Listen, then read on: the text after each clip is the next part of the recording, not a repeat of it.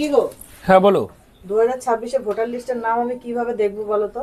তুই 2026 ভোটার লিস্টের নাম দেখতে আছো, দেখো হ্যাঁ। এর জন্য আমি আগে অনেক ভিডিও বানিয়েছি, ঠিক হ্যাঁ। আছে? সেটা কি হচ্ছে, অনলাইনের মাধ্যমে করতে হতো, হ্যাঁ। কি ইন্টারনেট লাগতো। হ্যাঁ। আজকে এমন একটা পদ্ধতি দেখাবো যাতে তোমাদের ইন্টারনেট বা অনলাইন কিছুই লাগবে না, ঘরে বসেই যে কোনো ছোট ফোন হোক বড় ফোন হোক, যে কোনো ফোনের মাধ্যমে তুমি একটা SMS করলে তুমি জানতে পারবে তোমাদের 2026 ভোটার লিস্টের নাম আছে কিনা। তাই তাই এটা একটা সহজ উপায় হলো, তাই না? দেখো এর জন্য কি করবে, তুমি চলে আসো। এর জন্য তোমরা কি করবে, ফোনের SMS এ চলে আসবে, যেখানে SMS পাঠায় লোককে, ঠিক আছে? স্টার্ট এখানে চার্ট, মানে যারা SMS পাঠাতে যাবে তা কি করবে, এটা করবে।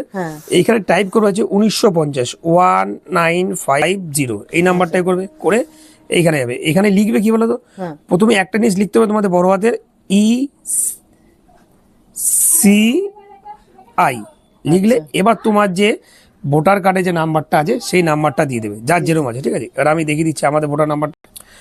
এই দেখো, এই যে আমার এই যে লিখলাম ECI, তারপর আপনাদের কি করবেন, যাই হোক যারই নাম লিখবে তারই ভোটার কার্ডের নাম্বারটা দিয়ে দেবে, দিয়ে SMS-টা পাঠিয়ে সেন্ড করে দেবে, ঠিক আছে? এখানে অ্যালো করে দিলে SMS-টা দেখো সেন্ড হয়ে দেখো, দেখা লেখা আছে না, thank you for connecting for ECI। এই দেখো সঙ্গে সঙ্গে দেখো আমার কাছে একটা SMS চলে এলো, দেখো SMS-টা দেখো ভালো করে দেখো। এই দেখো SMS-এ লেখা আছে, দেখো নেম দেখো Surajit Pandey, serial number 22 part 2, আমাদের booth number 85, 1994, Chanditala district, Hooghly state, West Bengal, ECI। মানে তুমি হলো কি হলো, একটা SMS পাঠালেই সঙ্গে সঙ্গে তোমার ভোটার লিস্টের নাম আছে কিনা সেটা তোমায় দেখিয়ে দিল। বাহ, এটা কিন্তু খুবই ইজি ব্যাপার, খুবই ইজি ব্যাপার।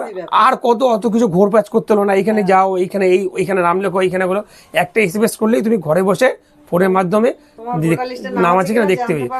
সেটা বড় ফোন হোক। তাড়াতাড়ি বলছি, এই ভিডিওটা তোমরা প্রচুর শেয়ার করো, এটা কিন্তু খুবই ইম্পর্টেন্ট।